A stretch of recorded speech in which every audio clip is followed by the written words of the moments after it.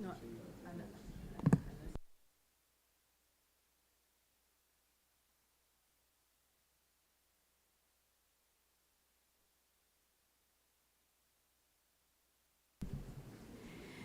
Good morning, everyone, here and online.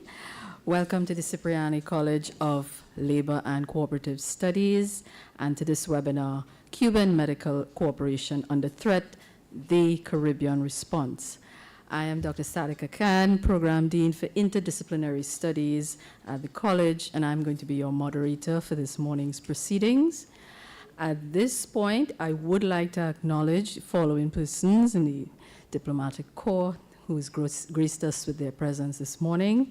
We have Mr. Diego Calaterio de Soriano, Deputy Head from the Embassy of Spain. We also have Mr. Gary Tomlinson, representing the Embassy of the Republic of Panama. We also like to acknowledge the other members in the audience from the brigade. We have 3 presenters here this morning. All right, and I'm just going to give you all a very brief introduction to each of them. The first is His Excellency Gustavo Daniel Villis Olivares, the Cuban Ambassador to Trinidad and Tobago. Ambassador Olivares possesses extensive expertise in diplomacy, international relations, and research within social and political sciences. He holds a bachelor's degree in social sciences from Kazan University in the former USSR and from the University of Havana. He also earned a master's degree in philosophical sciences from Kazan University as well. Ambassador Olivares served as a researcher at the Center of Psychological and Sociological Research affiliated with the Cuban Academy of Sciences from 1984 to 1993 before transitioning to the diplomatic profession. He specialized in international relations at the Higher Institute of International Relations of the Cuban Ministry of Foreign Affairs, MINREX. His diplomatic career includes assignments in Mexico from 1999 to 2004, the Bahamas 2007 to 2009, ambassador to Antigua and Barbuda from 2013 to 2018. And upon completing this mission, he was appointed director of the Mexico, Central America, and the Caribbean Division of MINREX from 2019 to 2024. In April 2024, Ambassador Olivares presented his credentials to the presidency of Trinidad and Tobago. Welcome, Your Excellency.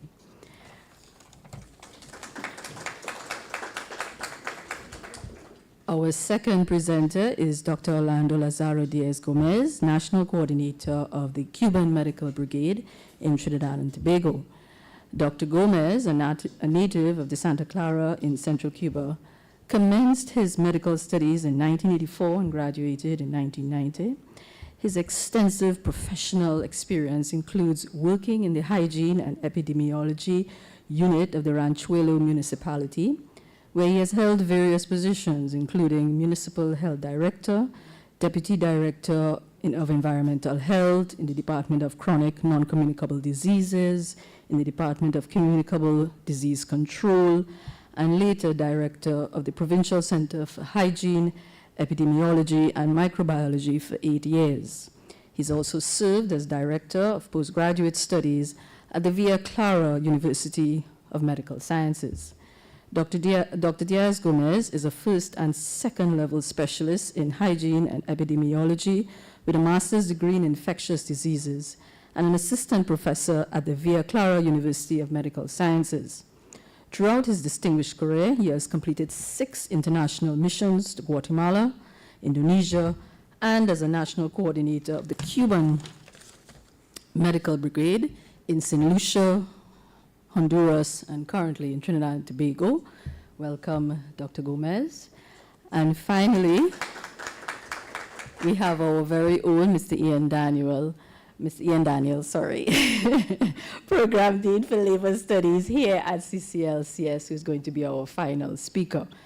So before our speakers make their presentations, I would now like to hand the mic over to Dr. Shaki Do, who is a senior fellow here at CCLCS, to bring some opening remarks.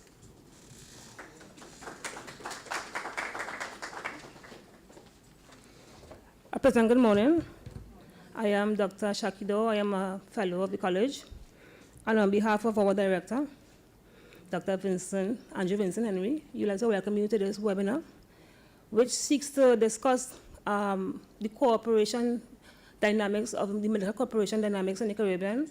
And we will hope that this discussion brings to the forum opportunities to really enlighten us on what is the nature of this cooperation, the different issues surrounding labor conditions, and the different implications that such a cooperation, that the absence of this cooperation could bring to our region. So once again, welcome, and we hope that it really provides you with all the questions, all the answers to the questions that you will have at the end of this discussion. Welcome to everybody. And now we'd like to hand the floor over to Ambassador. All right, you have the choice. You can either sit there or you can present standing up. All right.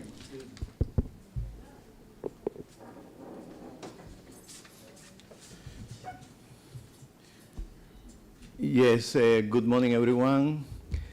Thanks for the kind presentation that you make. Thanks for the Cipriani College for this crucial invitation for us. We really appreciate for the invitation and for this opportunity to speak a little today about Cuban Medical Cooperation. I acknowledge the presence of the director of Cipriani College, Dr. Andrew Henry, Dr. Marlon Anatol. I acknowledge the presence as well as Mr. Ian Daniel, Dean of the Labor Studies, and my colleague today. Dr. Sadika Khan, Dean of the Interdisciplinary Studies. Is that correct? I acknowledge the presence also of my chief of the Cuban Medical Brigade. We would share the presentation today, Dr. Orlando's, as was stated before. Some member of the Diplomatic Corps, Deputy Mission of Spain and Panama. I have to say that others, ambassador, apologize to be present today because we have today several functions, but we have a good representation here of the Diplomatic Corps accredited in Trinidad and Tobago. And of course, member of the my team at the embassy, Minister Consul Gilda Lopez and Consul and Commercial, Commercial and Consular Julio, and member of the Cuban Medical Brigade, some of them that cooperated here in Trinidad and Tobago. They are here present by me as well. And please, very pleased to me also to say hello all the rest of the members of the staff at the Cipriani College. And I see John Julian, which is a close friend of the Cuban Embassy and member of the Cuban Solidarity Movement here in Trinidad and Tobago. As I said before, this is a great opportunity for us to speak a little about the Cuban Medical Cooperation in the Caribbean and specifically in Trinidad and Tobago. First of all, I would like to state that solidarity, please. The solidarity for Cuba is a constitutional principle stated in our Constitution. Is a great state, as I said before, like a principle of our foreign policy. And according to the 16th article of our Constitution, Cuba offers international cooperation based on mutual benefit, mutual respect, and common interest between countries where we offer a cooperation. That is important to say because Cuba don't impose the cooperation. Cuba get agreement and get a mutual interchange and agreement with the countries that we offering a cooperation. Today is a great coincidence because Cuba started our international cooperation on health since May 23rd, 1963. Was the first time that, or since that moment, Cuba, please next, since May 23rd, Cuba started permanent or regular cooperate with several countries around the world. I have to say that before that, as you know, the revolution, the Cuban Revolution get into the power in January 1959.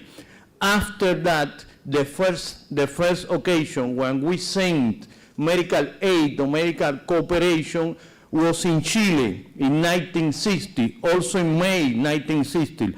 At that time, Chile, on that occasion, sorry, Chile was affected by powerful earthquake, and Cuba sent, requested by Chile, of course, a medical brigade to that country. As I say there, it's significant that this medical brigade was accompanied by Dr. Salvador Allende. As you know, Dr. Salvador Allende, some years after, started or became the president in Chile and had a very good relationship with Cuba.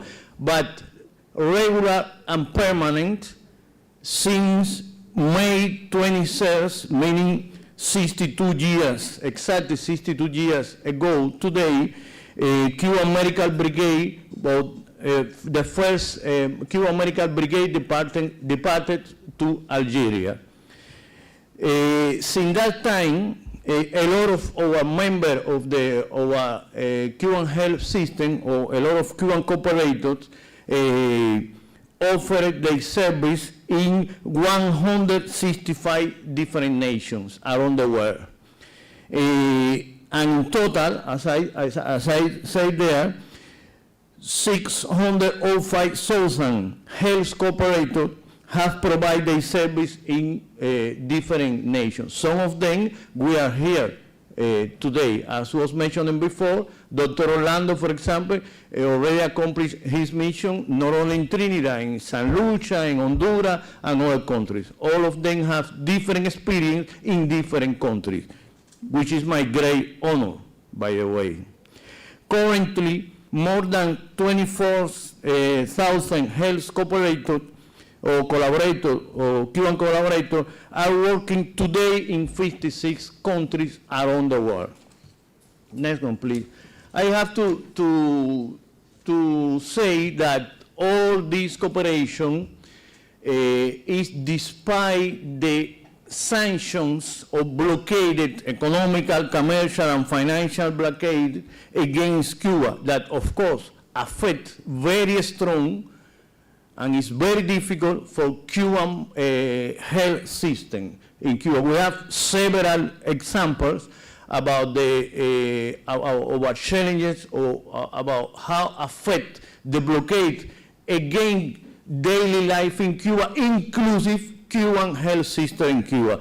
There is only two examples, but we have several of them. From March 1st, 2026 to February 2004, the blockade caused material damage and loss to Cuba estimated and more than $5,000 billion, which is represented increase in relation with previous year, meaning in relation with 2026. Because as you know, it's well known that blockade started since the very beginning of the revolution, and every year the the implication for the Cuban life is more and more and more, meaning that we make a great effort to try to maintain our national health system and cooperate with different countries around the world. Next one, please.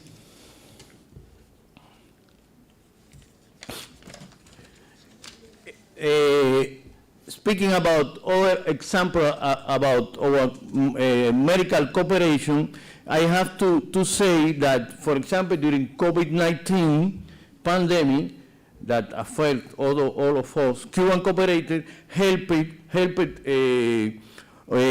or offer their service in 42 nations around the world with 58 brigades.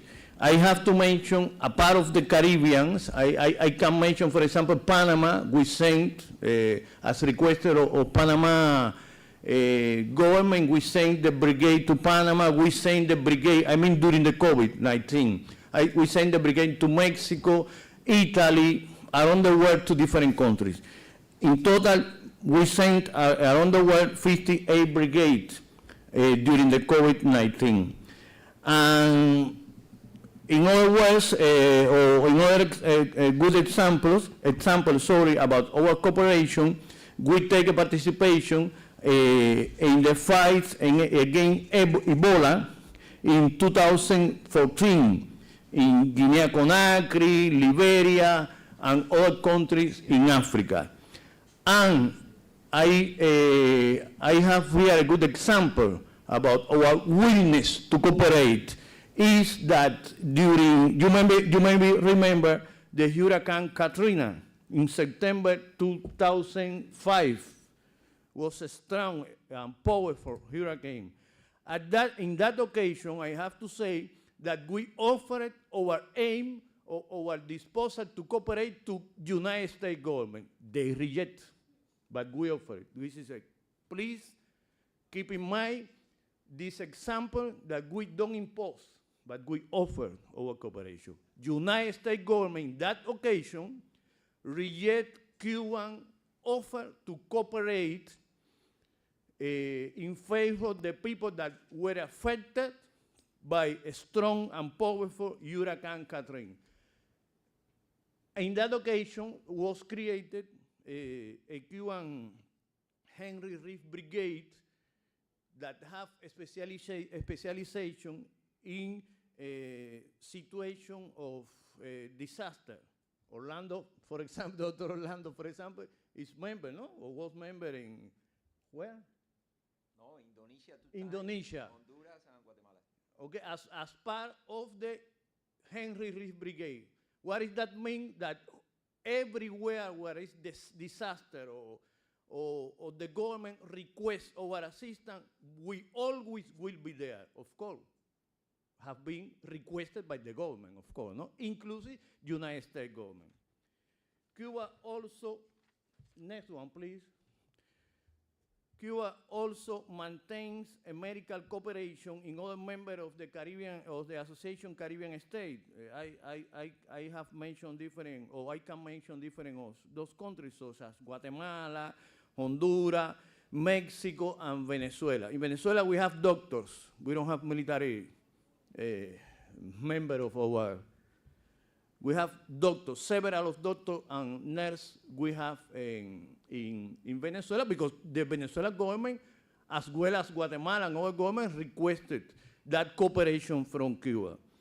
Medical brigade were sent, as I mentioned before, to Guatemala and Honduras in 1998 after Central America was affected by Hurricane Mitch.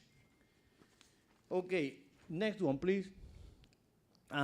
Today, speaking or giving some example about CARICOM countries or CARICOM cooperation. Today, I can say that all CARICOM countries and Greater Caribbean, which is more than CARICOM, have a diplomatic relation with Cuba at the level of embassy with residence in Havana. All those countries have diplomatic ambassadors or diplomatic in general residing in Havana. And Cuba at the same time we have ambassadors in all those countries, Mexico, Central America, and here in the Caribbean. In my case, as you said before, this is my third time posted in the Caribbean, which is my great honor, by the way.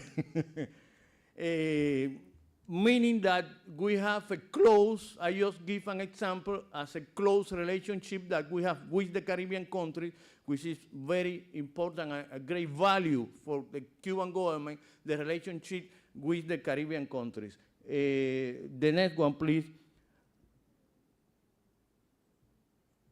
And as part of this relation, bilateral and diplomatic relationship, in total, more than 18,000 Cuban cooperators have provided their service in CARICOM. And more than 100 also stayed or also went to not independence Caribbean territory. I mentioned there like Anguilla, Cayman Island, Turán-Caicos, and today we still have one medical brigade at British Island. It's correct, no? British Island. Sorry, Virgin British Island, no? Virgin, Yeah, sorry for that. Today, and today Cuba maintain, at this moment, Cuba maintain around the Caribbean more than 1,200 cooperators in 12 or 14 members of the CARICOM. Members of the CARICOM actually are 15, including Montserrat. No? Cuba, today we have present our Cuban Medical Brigade, like in Trinidad and Tobago, in other 11 countries of the CARICOM, meaning 12 today.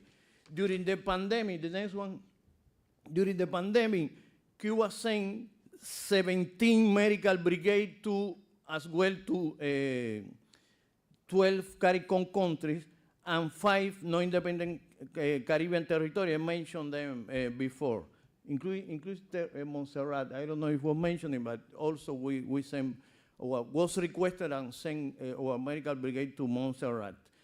And another example about our Cuban Medical Cooperation, I have to say that our, during the COVID-19, we offered like a donation, or we have the disposal to offer like a donation our Cuban vaccine against COVID-19. Maybe you know, it's well known that we get in Cuba based on our own efforts of our research and our government. We have 5 Cuban vaccine, no? Since that, we get a control of COVID-19 in Cuba, and we offer it to Caribbean countries 144,000 doses of that vaccine. As part of the Cuban Medical Collaboration, the Caribbean countries has also benefited from miracle operations. I don't know if you're familiar with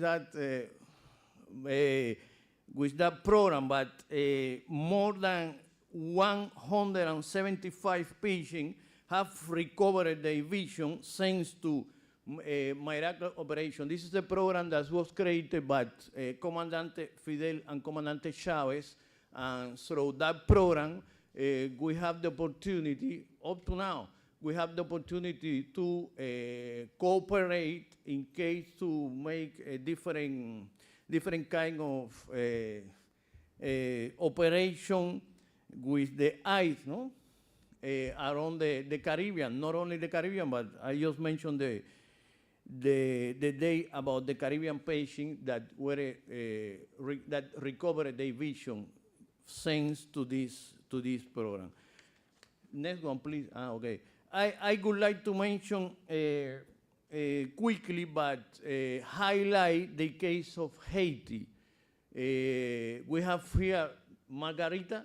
Margarita now is part of the Cuban Medical Brigade here in Trinidad, but she used to be in Haiti.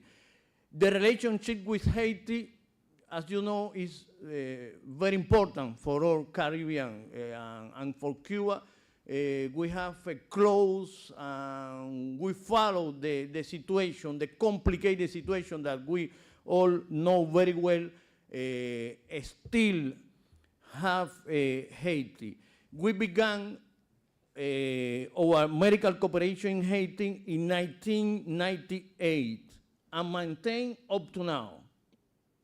That's good that I would like to highlight that the situation in Haiti is very complicated, but our medical brigade, our cooperator, nurses and doctors, they are still today in Haiti, try to doing their best, of course, no, to support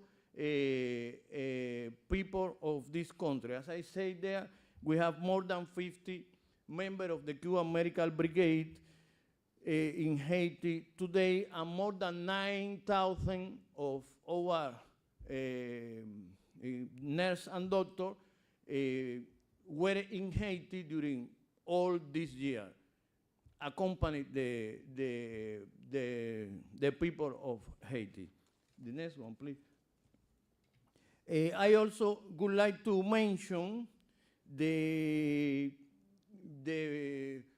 people from the Caribbean that were training in Cuba at our medical Latin American School of Medicine. Latin American School of Medicine was created in 1999, Ilan. Maybe you hear about Ilan. And in total, 31,235 doctors from 122 nations have graduated from Ilan. Of course, that information include people or doctors from Trinidad and Tobago, 35 people from Trinidad and persons from Trinidad and Tobago, doctors are training and graduating at Ilan. And in total, by the end of 2024, more than 4,000 people or doctor students were graduated at Ilan. I have to say, for example, it's a good example, not about Trinidad, about the Caribbean, that today in Cuba, Prime Minister of St. Kitts and Nevis is accomplishing today official visit to Cuba. He's a doctor graduating in Las Villas, where Orlando is original and where Orlando studied. Dr. Drew is today met with my president and so on, and he's doctor graduated in Cuba. Cuba is proud about that option that we have to cooperate with the Caribbean. I have to insist in that. And I have also to mention, please, that at Ilan is not prohibited for the United States. I don't have the quantity now, I don't remember the quantity now, but also students from the United States were graduated at Ilan. We are open to the relationship with the United States. It's Cuban official position. Despite the sanction, despite the blockade, but of course, we will all the time ask that they lift the blockade, unjust and criminal blockade that affected also Cuban medical cooperation in the Caribbean. Generally speaking, to conclude, please, the next one. I have to say that Cuba's diplomatic relations with the Caribbean go beyond the medical cooperation. They are not limited to medical cooperation. Medical cooperation, as I said before, is not offered with the explicit purpose of established diplomatic relations. Nevertheless, the presence of Cuban Medical Brigade in the Caribbean has been one of the main components of the bilateral relation with the CARICOM countries extended to the Greater Caribbean. all the Caribbean countries have been recipients of Cuban Medical Collaboration. In all cases, through previously signed agreement with the government of the respective countries, we send our people. I insist, previously have been signed an agreement, has been agreed between, for example, Cuba and Trinidad and Tobago, before we sign our people. This is not imposition. This is legal, registered, and updated from time to time, agreement with all countries. The next one, and I see the last one. The medical cooperation, the medical collaboration of other forms of cooperation, because we have a cooperation with the Caribbean in medical field, but for example, you have in education field in Jamaica and Bahamas, just an example, no? But the medical collaboration or other form of cooperation that Cuba have offered in the Caribbean has always been a request, as I said before, of the government that needed. Cuba does not export doctors. We offer our service, but we not export our doctors. This is a conception that a little different.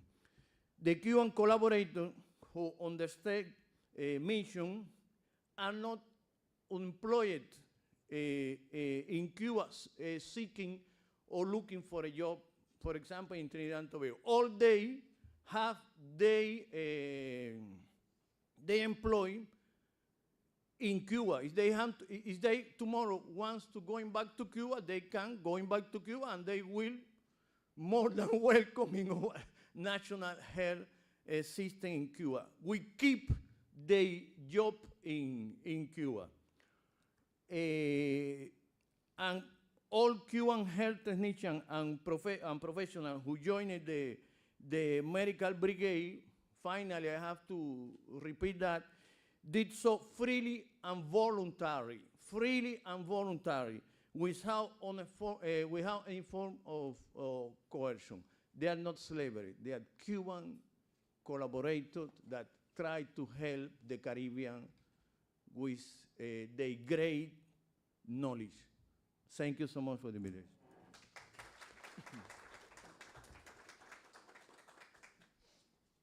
Thank you very much, Ambassador, for providing with us that necessary context with regard to the regional and global impact of the medical brigade.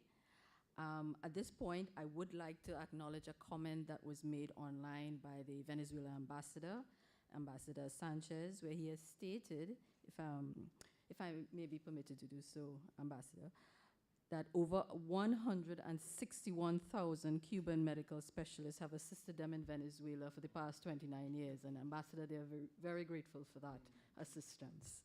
All right? So without further ado, I would like now for Dr. Gomez to come and make his 15-minute presentation to us. Yeah. All right, Mr. Dr. Gomez, the floor is yours. You can, that's fine, that's fine. It's okay? Yeah. Well, good morning to everyone. Good morning to the honorable panel. Thank you. Our ambassador, Gustavo Belice Olivares. Thank you to Jacqueline for this beautiful opportunity. Dr. Andre Vincent, Director of the Cipriani College, member of the Cuban Medical Brigade, member of the diplomatic mission from Spain and Panama, member of the Cuban Embassy,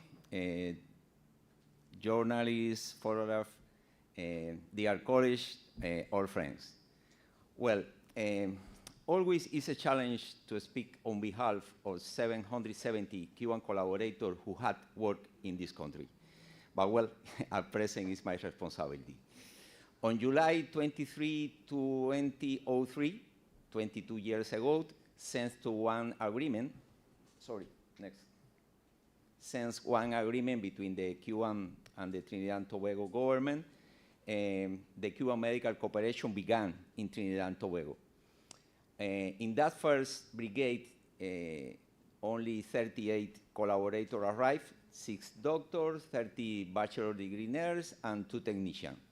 Since then, as I say, 770 collaborators have worked in this country in 10 different brigades, 193 doctors, 555 registered nurses, 2 technicians, and 20 pharmacists, 7 uninterruptedly. That is important. Next. There you can see some picture related with the different brigade. You know, can you imagine this is 700 people is a lot of Cuban collaborators. What is the composition and distribution of the Cuban Medical Brigade at present? Well, at present we have 96 collaborators. There are 8 doctors and 88 Cuban nurses. As you see, the predominant is the female, the 83.3%, because usually, as you know, the big number of the nurse, and usually the female decide to study nurse more than the male. The distribution by region, well, as you see, 39 at the south west, 16 to the north center, 21 to the northwest, 9 in east region, and 11 in Tobago. You know, the principal number of collaborators that we have in Southwest in 39, the 40% of the total collaborators.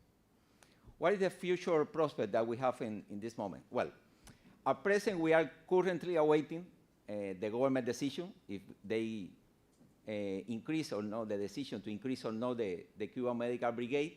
At present we have 44 CV for the doctors and 124 registered nurse CV waiting in Cuba, with the Cuban willingness to provide the total or the necessary personnel to open all pediatric service in Cuba hospital, because everybody knows that the Minister of Health decided to open Cuba as a pediatric hospital, and we are the possibility to provide the human resource in order to support that idea.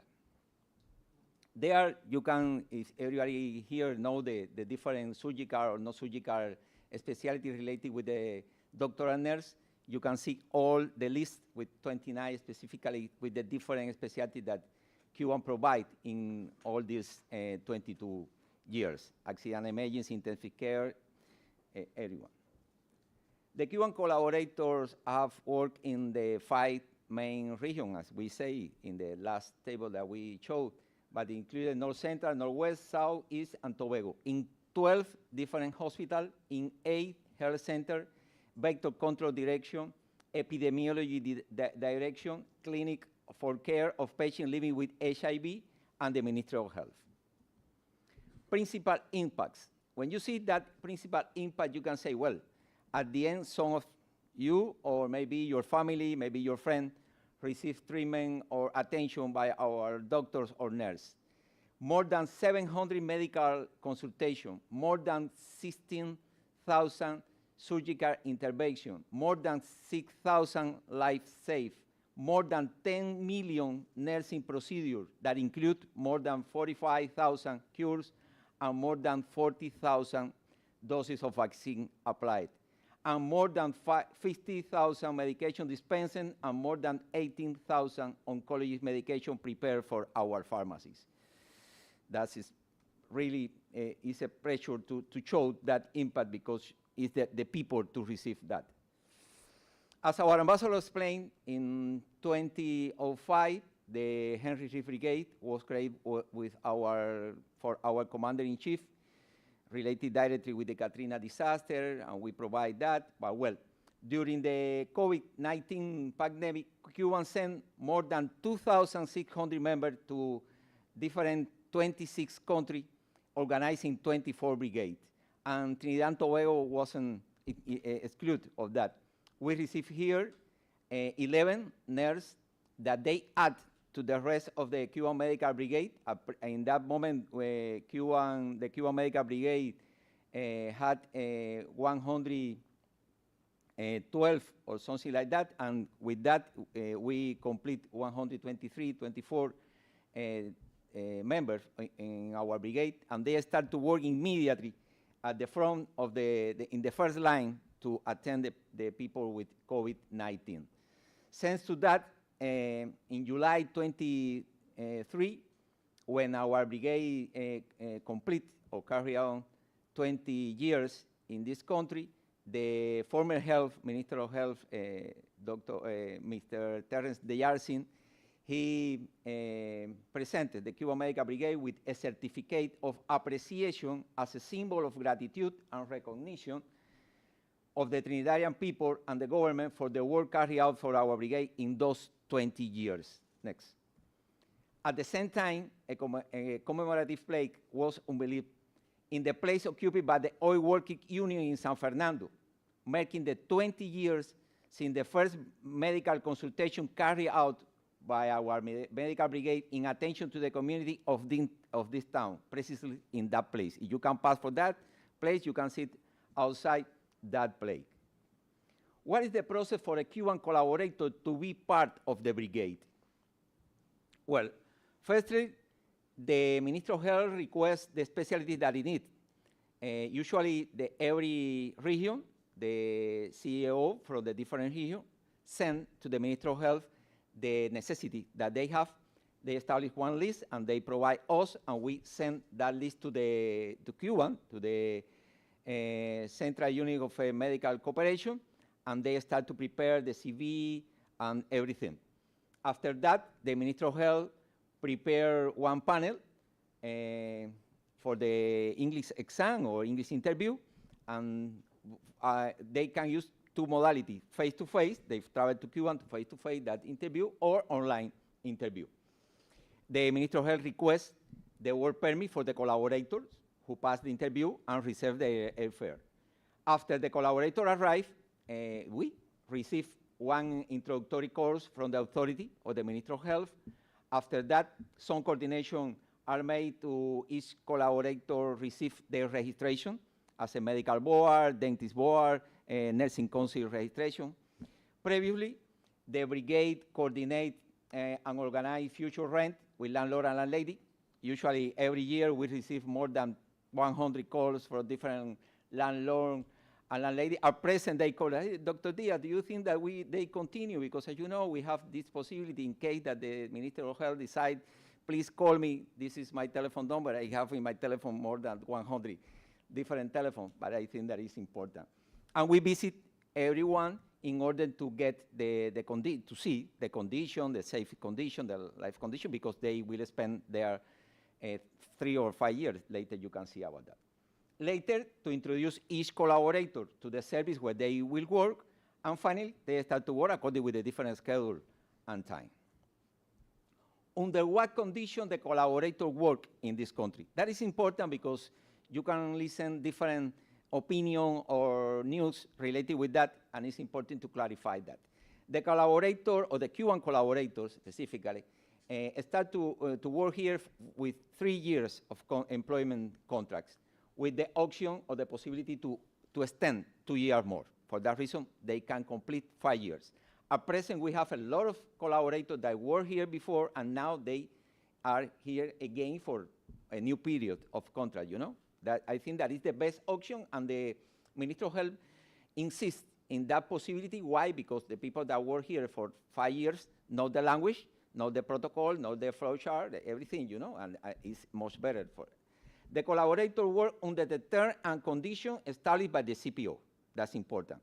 The collaborator work in the same health center, in the same service, under the same condition of healthcare professionals in Trinidad and Tobago. Our doctors work on call, on overtime, and our nurses also come in whenever they are needed after work. We receive the same salary of a healthcare professional, each in their own personal Republic Bank account. Because you can listen that some country maybe decide to pay directly to the coordinator, and after that the coordinator pay to the collaborator. No, in this country, every collaborator receives their salary in their own bank account. They are appraised annually to evaluate our attitude and performance. That's important. And we enjoy vacation time after 11 months of work, like the rest of the people here. The brigade maintains a normal social life. The collaborator participate in social events, they develop cultural activities, they celebrate collective birthday, they celebrate important dates in our history and enjoy the lot of dates and holidays that you have in this country. They develop scientific events with the presentation of different work related with their work or in different service. They exchange experience, they improve their English, and make many friends. We live here like the rest of the people in this country.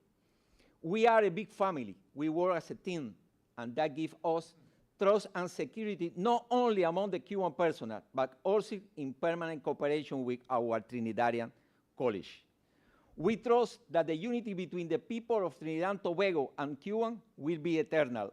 We trust that we can continue cooperating everything related to health, and we have done so far in these 22 years, working with love, dedication, commitment, and professionalism, together with our Trinidadian college for the health of these brother people.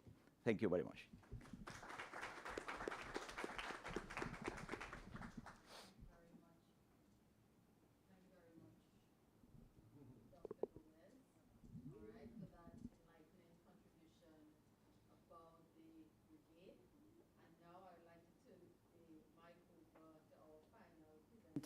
Dr. Ian Daniel, our head of labor studies. Mr. Daniel.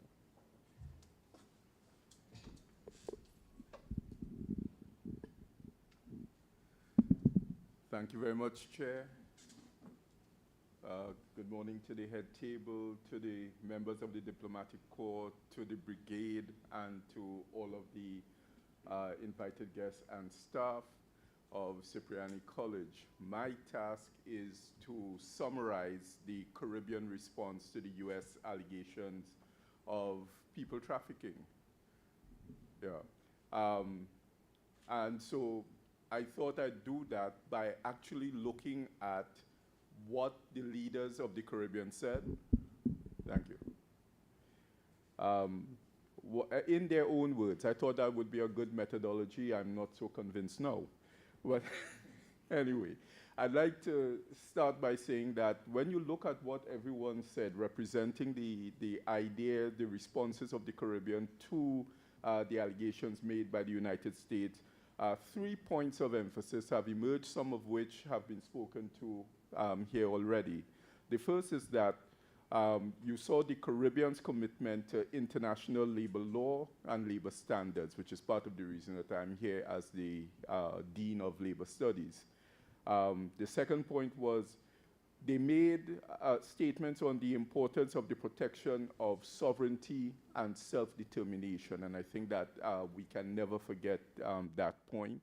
And then finally, there was universal acknowledgement of the crucial role of the Cuban doctors in providing healthcare in the region. And that's also another thing that just cannot be minimized. Some of the statements are very almost emotional in relation to that content. So what did the leaders say? I would like to observe that the statements made by the Caribbean leaders were immediate and unreserved, and in my mind, they represented an exercise in courage shown by the leaders, given the fact that it was immediately following the aftermath of the American accusations and threats of reprisals, and following also the change, the drastic change in the administration in America. You can imagine that that could not have been easy. I'd like to start with Prime Minister Keith Rowley, and since I'm not using a PowerPoint, I'll try to give my most dramatic read. Prime Minister Rowley said, "Out of the blue, now we have been called human traffickers because we hire technical people who we pay top dollar. If the Cubans are not there, we may not be able to run the health service." And you're going to hear that coming over and over. The Jamaican Foreign Minister, Kamina Johnson-Smith, said, "Their presence here is of importance to our healthcare system," and pointed out that over 400 doctors and nurses and medical technicians were currently working in Jamaica. Prime Minister Ralph Gonsalves, in the way that only he can say, said, No human trafficking here, no forced labor, none of that.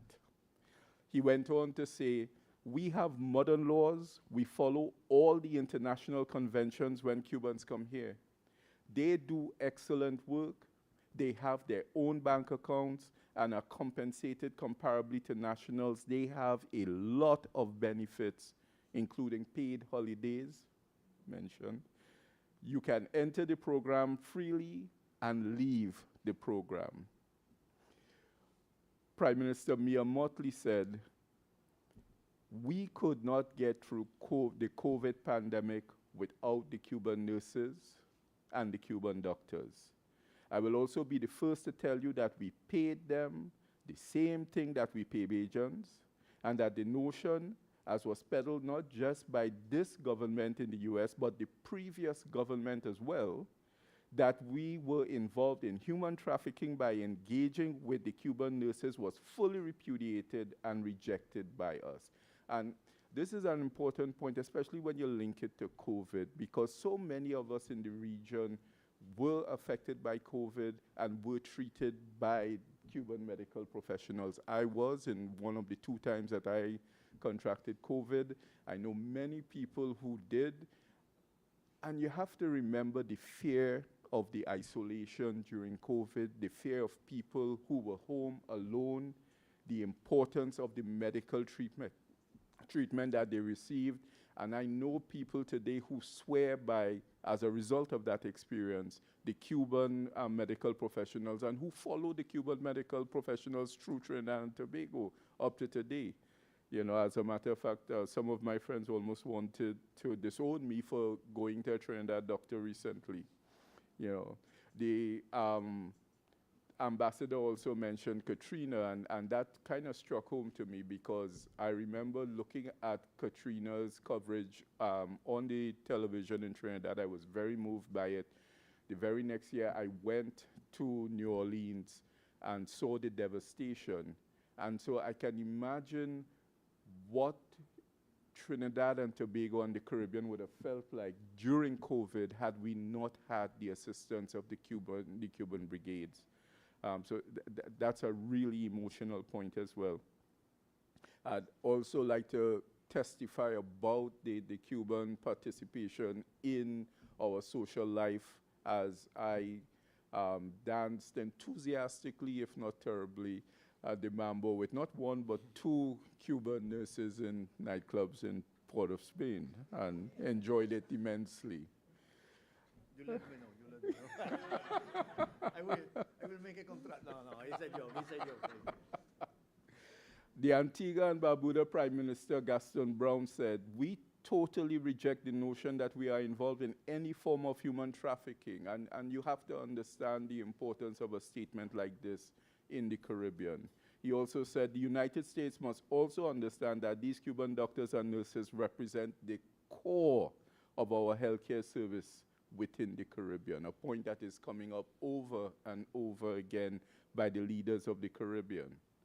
The St. Kitts Nevis Prime Minister, Dr. Terence Drew, he said that Cuban professionals receive compensation commensurate with and well-established and statutory approved government pay scales for professionals with similar expertise. They retain their passports, are free to travel, have vacation leave, work standard hours, and enjoy working conditions equivalent to those of local professionals. He also said, and this one is really important, as a people whose ancestors suffered for over 300 years through forced labor and human trafficking, we have never and will never tolerate human trafficking practices on our shores or anywhere. And that's a sentiment that almost every Caribbean leader echoed.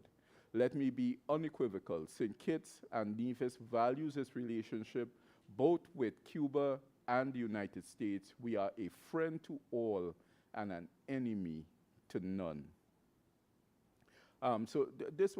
These sentiments are important. They were echoed by public opinions. You have people who wrote letters of opinion to the media. You have people who wrote protest letters to CARICOM, all of them expressing their own interest, their belief in the medical brigades, the services that they provide, their belief in the need for sovereignty. And we have recognition of the central value of the Cuban brigades to the ability to preserve proper healthcare services in the region. According to one letter to the editor that represented 200 individuals from Guyana and Canada, we categorically reject these accusations and misrepresentations of Cuban labor exploitation, forced labor, and human trafficking in the Caribbean in relation to Cuban medical personnel and medical services. We stand in solidarity with our sister nation, Cuba, and its selfless and heroic medical professionals who have saved lives, enhanced medical services, and delivered expert medical care to countless Caribbean peoples. These points just cannot not be emphasized. They cannot be repeated enough. I want to conclude by recognizing the context of the discussion. I wish my director was here to acknowledge the importance of context, but anyway, this bizarre discussion, this bizarre issue is caught, it demonstrates that we are caught between two ideals. The first one is American exceptionalism, and that is the idea that the United States is a unique and superior nation, often with a special manifest destiny in the world. This is the destiny and moral superiority of John Winthrop's 1960 dream of a city upon a hill. This possesses the American imagination. Left and right hold on to this ideal, this belief in their superiority, that what they believe is right for all. And on the other hand, you have the 1961 non-aligned movement, the non-aligned movement of 120 developing countries during the Cold War era that was founded to promote peace, disarmament, and the rights of developing countries in the global arena. And Caribbean members of that movement included Antigua and Barbuda, Bahamas, Barbados, Belize, Cuba, Dominica, Grenada, Guyana, Jamaica, St. Kitts and Nevis, St. Lucia, St. Vincent and the Grenadines, Suriname, and Trinidad and Tobago. I read that list to emphasize how important and how widespread the idea of being non-aligned to the two power blocks of the Cold War, the idea of self-determination and sovereignty, and the idea of support for our sister nation, Cuba, has been in the Caribbean. We must remember also the strong influence played by the ideas of socialism in the social and political development of the independent Caribbean societies from the 1930s to the 1960s, and the way that that theme has always put us at odds with the dominant global social order that has been based on histories of colonialism, capitalist excesses, and institutionalized racism. And some of those themes continue on today. Unfortunately, it often places us at odds with ourselves as well, because we need to put the discussion in the further context of the announcement of the American trade tariffs that followed mere days after the discussion of the brigade and the assertion of punishments for those who would support it. I want to end by paraphrasing a leader of a regional office of an international agency in a conversation that I was shamelessly eavesdropping in, who said that geography often presents us with the need and opportunity to overcome immense challenges and prove the benefit of embracing our neighbors. This is where we are now.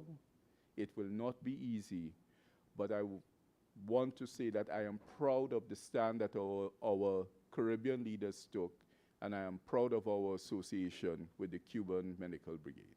Thank you very much.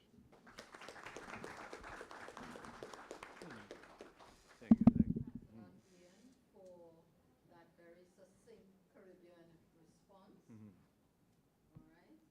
And now we would like to open the floor to our audience members here as well as our virtual members. But before we do that, I just want to again make mention of another comment that the Venezuela ambassador has made, and it's a testament to the kind of universal treatment and the humanity that is really the medical brigade. And he says here, it is worth mentioning that the Bolivian soldier who killed Che Guevara in 1967 was saved decades later by Cuban medical doctors from Mission Miracle who performed eye surgery on him. So everybody gets help, regardless. All right? So the floor is open now to our members here and those online. Would anybody like to kickstart the discussion?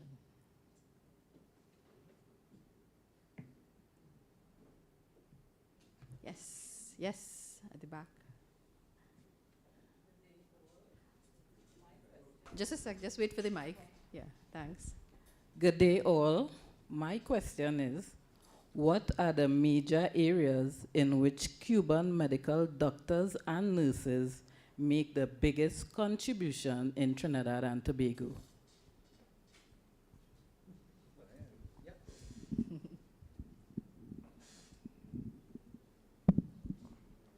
Well, if we try to explain which one is the main area, you are a doctor.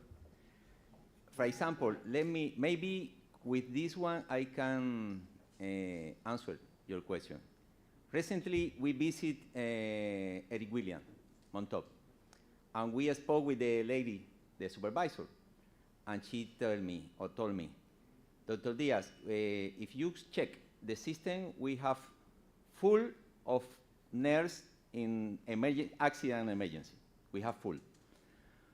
But really, we appreciate how the Cuban nurse work here, because we listen that at present you have a lot of local nurse that they claim for our position and say, well, how is possible that the government requests more foreign nurse if we have a local nurse that they don't have work? And she say, that is not true, because you are a doctor, you work in, you know, accident emergency. If you are right there, we have here in our team, 2 or 3 of them work in accident emergency. And we appreciate in that area how our nurse work there. Because everybody knows when you arrive to emergency, you can see every kind of patient there. If the orthopedic is full, they have the patient there. If surgical ward is full, they have patient there. And I think that it's impossible to determine the principle or the main area. Why? Because when we say that we have more than 6,000 lives saved, for you, if you have one family that have some problem, and sense, because when we say save life, what is the meaning of that? We classify or determine life safe when only in case that the Cuban collaborator attend or treat or support that patient, they are alive. You know, if you have one child and you have one child in neonatal service, and they have some problem, and the doctor determine what kind of bacteria has, and according with that, they give you some advice. They pass to see you, and they gave you support and explain everything. And finally, the child is alive.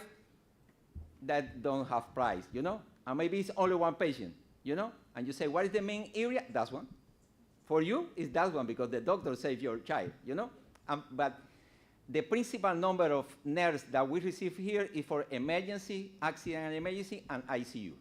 If you check the number of nurses that work directly to COVID in accident and emergency, everybody know here, everybody well, have age enough to visit the different places that you see the tent with a lot of patients there, that you start to visit this one to check the vital sign in this one, and when you return, that is that. Just it's terrible, you know? But more than 80 nurses work directly accident emergency, directly with the patient. More than 40 nurses work directly in ICU. But we have, if I try to answer that question and say the accident emergency, and ICU. But for example, here we have a doctor, Dr. Joel. He works in epidemiology department, direction. If you see all the report that you see, he made that.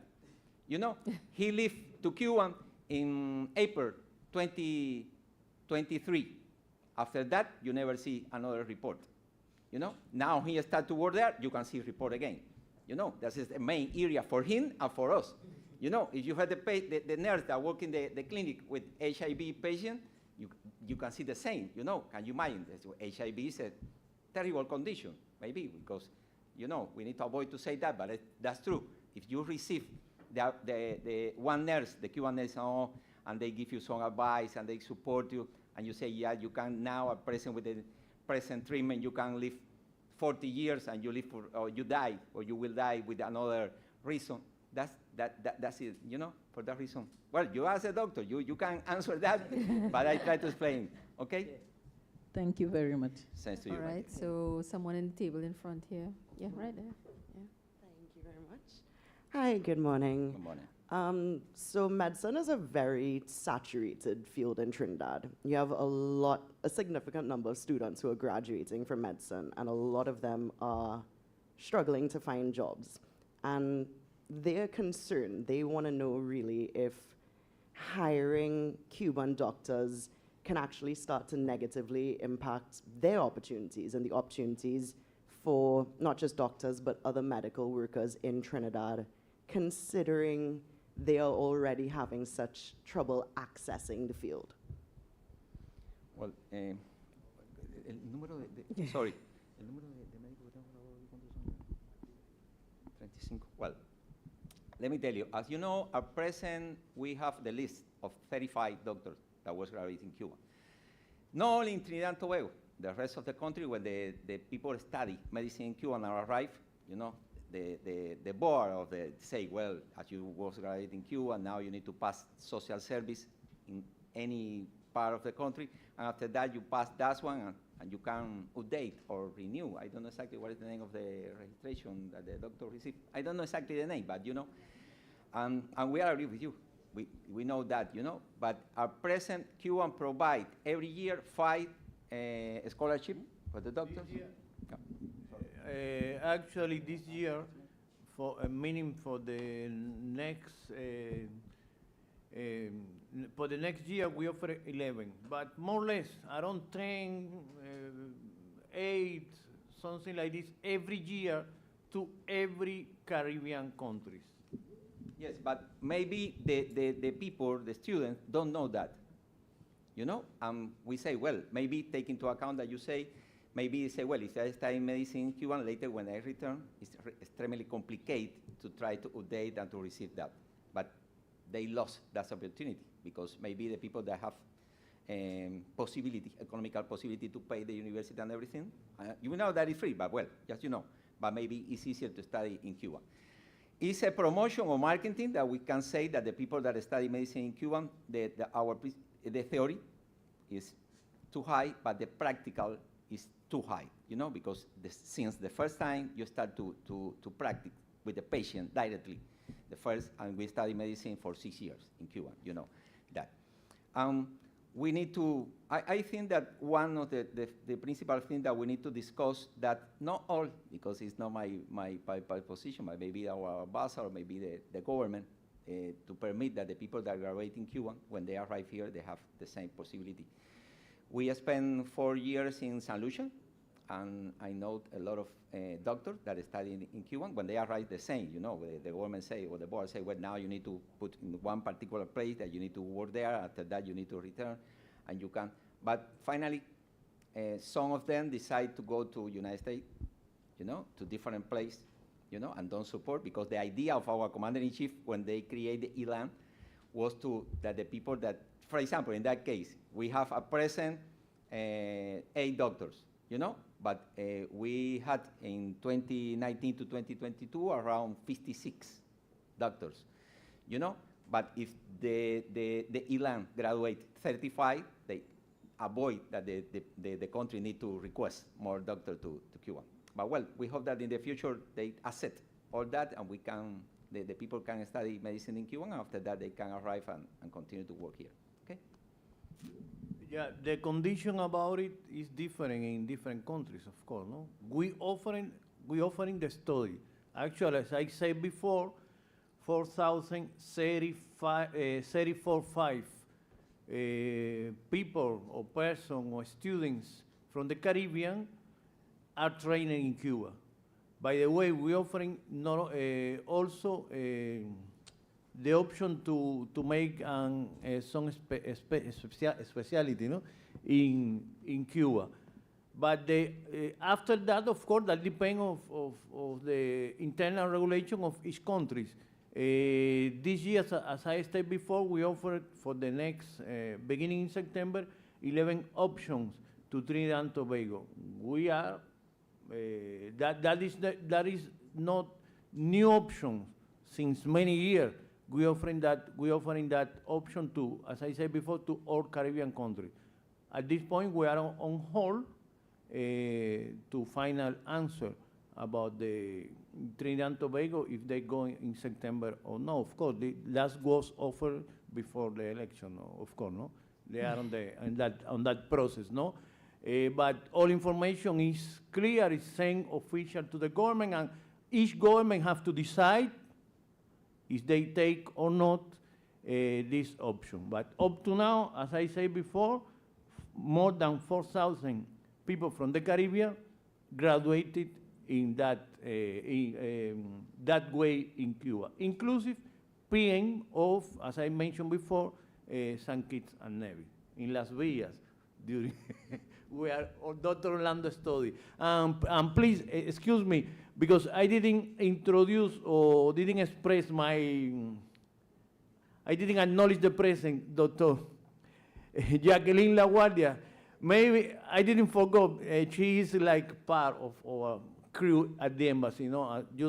She's very well known in Trinidad and Tobago. She's teaching, as you know, at the U University and close cooperate with Cipriani School. Same for the. Sure. No, I don't know if you can hear me, but yes, to your question, because those are my students, and I believe I could complement what you have said. Remember that Cuban doctors and nurses, they come here because the government requests them. So it means that there are positions that have not been fulfilled by locals. So I believe that this type of fear from young students that graduate from medical school shouldn't be that big, because I assume that first, before going to look for foreign professionals, they are going to be offered to locals. What is happening, and also remember that the Cuban Medical Brigade works at the public service. And many young students in all careers are not necessarily very attracted to go to work for the public service. So this is why you might find a very peculiar situation where you have open positions for doctors and nurses in the public service, and you have young professionals that have the degree but might not be necessarily attracted to go to work there because they prefer to go to a private service or to go abroad. And this is another issue in the Caribbean that I'm not sure if our panelists address, that actually in the Caribbean we graduate a lot of young professionals, but because of the conditions of the region that you know very well, as much as we do, many young professionals prefer to go abroad and look for opportunities. And this is why we have this situation in the Caribbean. We have necessity of young professionals that we are graduating at the university. So what is going on? So this is part of why the Cuban medical professionals come here, to fill a void that for a lot of reasons have not been fulfilled by nationals. Yes, sir. Thanks for providing that perspective. Do we have any more questions? Yes, yes. And then afterwards, Trevor, you can. Yeah, Hi, go good ahead. morning. Standing on our protocols previously observed, I had one particular question, particularly given from the presentation from both the ambassador, and I wanted to know what were the main factors that have contributed to the longevity of the medical brigade within the region and internationally, particularly given the historical implications of the embargo on Cuba, as well as the contemporary geopolitical situation in the Caribbean and the broader Western Hemisphere.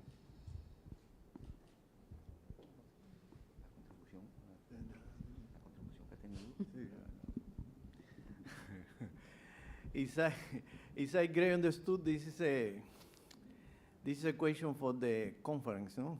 But you know, that I stay just quickly is that, yeah, as I said before, we are strong affected by the blockade. Believe me that daily life in Cuba is quite difficult. First of all, because the blockade. I don't have here all the information, but I can provide to you all, a lot of information with demonstrated data and information about how affect our daily life in Cuba, not only in health, sport, culture, food, daily food, to get daily food in Cuba, sometimes no, it's complicated. We cannot import. To pay, we are avoid to pay because the blockade is economical, financial, and commercial. This is a real situation. All that visited Cuba, everyone that visited Cuba can feel that. But I don't know if I correct answer that I will say or can assure is that despite that, we will try to share a little that we have with Trinidad and Tobago and all the Caribbean countries in this case. That's our position. We will not change, and we will not say, no, we cannot help or cooperate with Trinidad and Tobago. That never will be Cuban answer. But yeah, we are strong affected in education, to get resource for Cuba in every field of our lives is strong complicated. I would like, I don't know, you visited Cuba? I would like very soon, no, pretty soon. I hope that you pretty soon can feel yourself.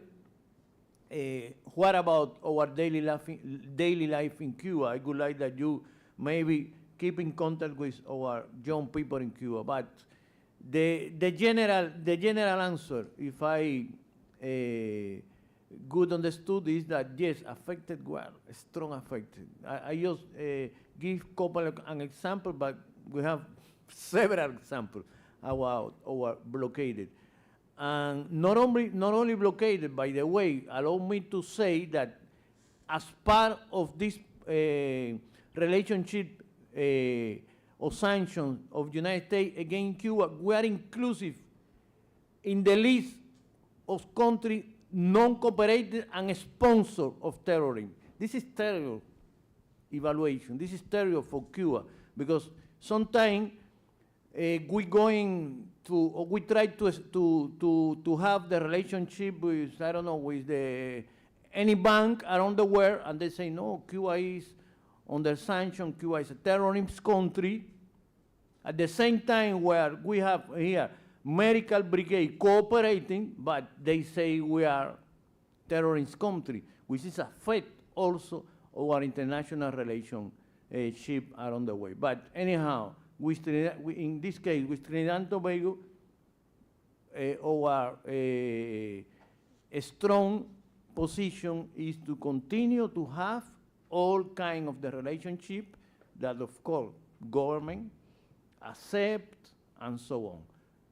and people, of course, of Trinidad and Tobago. Thank you, Ambassador. Trevor, you had a question. Thank you. This question is directed primarily to Mr. Daniel, but of course any of the other panelists.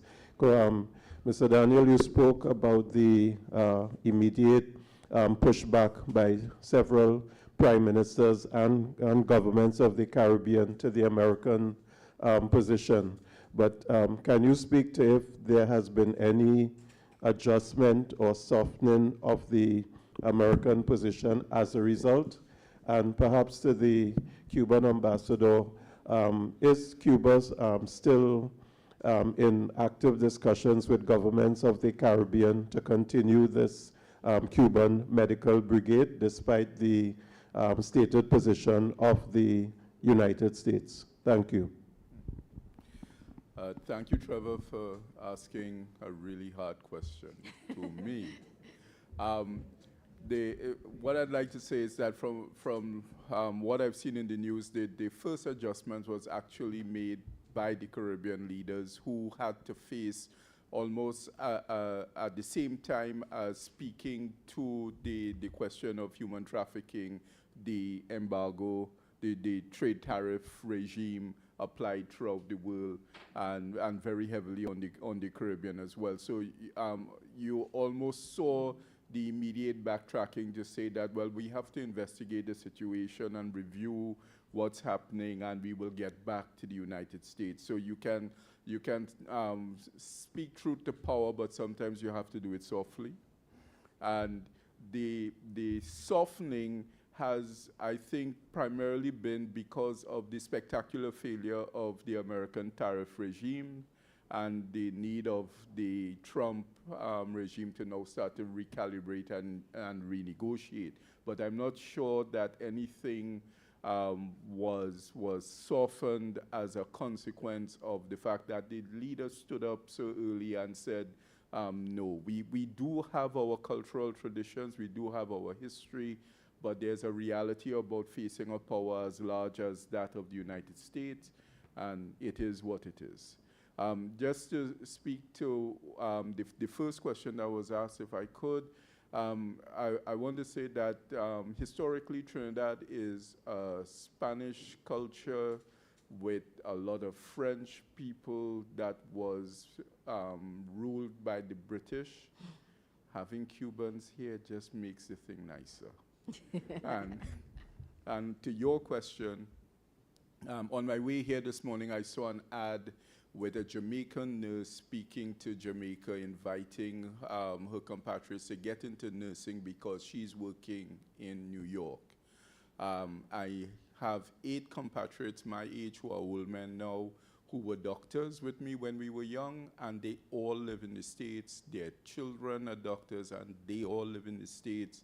I have a friend whose young daughter is a doctor in Trinidad, and she's unemployed, but he speaks to the fact that she ain't trying to get a job really, really hard, because right now what she's looking at is going abroad where the opportunities abound. So, you know, labor markets are weird, they're very flexible, and a lot of the labor market is about the choices that we are making in the Caribbean. And as someone who has had to benefit from the Cuban presence here, sometimes you just don't have the services available locally with the right expertise. So labor markets take some time to work themselves out. Ambassador. Yeah, that I have to, or that I can say it once again, is that we are on the best disposal. We have all willingness to be here in Trinidad and Tobago and in the Caribbean all the time by government's request in each case. In this case, Trinidad and Tobago, as you say, government recently changed. We are open to any discussion, but I confirm, that's why we're here today, no? That we are on the best disposal to continue cooperation, collaboration with the people and government in Trinidad and Tobago as up to now. On the other hand, Marco Rubio and United States government cannot demonstrate that they are on the capacity of slavery here. That is impossible to demonstrate. And I insist and I repeat that we are also on the best disposal to have a normal diplomatic and respect relationship with the United States. We are not close to that option. But we will defend all the time our principle, our independence, and so on. But, okay, in case of Trinidad and Tobago, yes, we appreciate the relationship that were established with Trinidad and Tobago since 1962. As you know, Trinidad and Tobago was one of the first countries of the Caribbean that established diplomatic relationship in 1962 up to now. We are here. We are on the best disposal to continue to make the relationship deeper, stronger, and wider. Thank you, Ian and Ambassador. So now we are wrapping up our Q&A session, and to bring closing remarks, we have Dr. Doe again.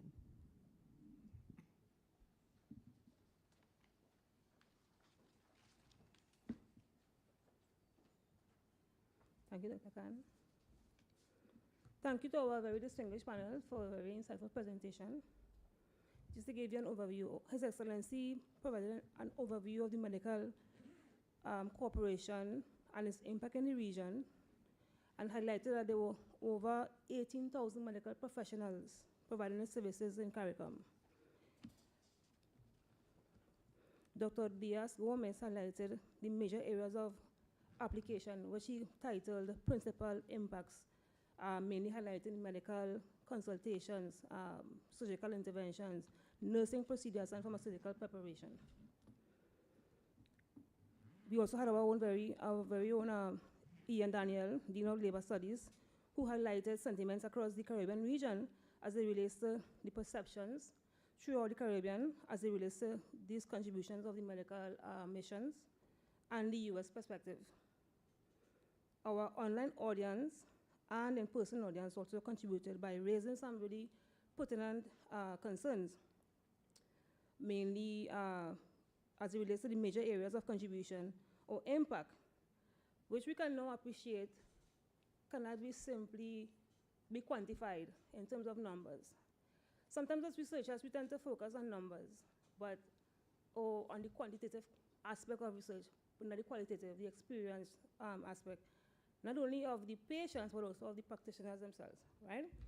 So that's food for thought for us going forward. And so, once again, thank you for your contribution. Thank you for your great questions. Thank you for being a great panel. Thank you for being a great audience. And we hope that this forum will provide the insights and sufficient serve as a catalyst for sound policy making, decision making on the way forward on this issue. So thank you very much.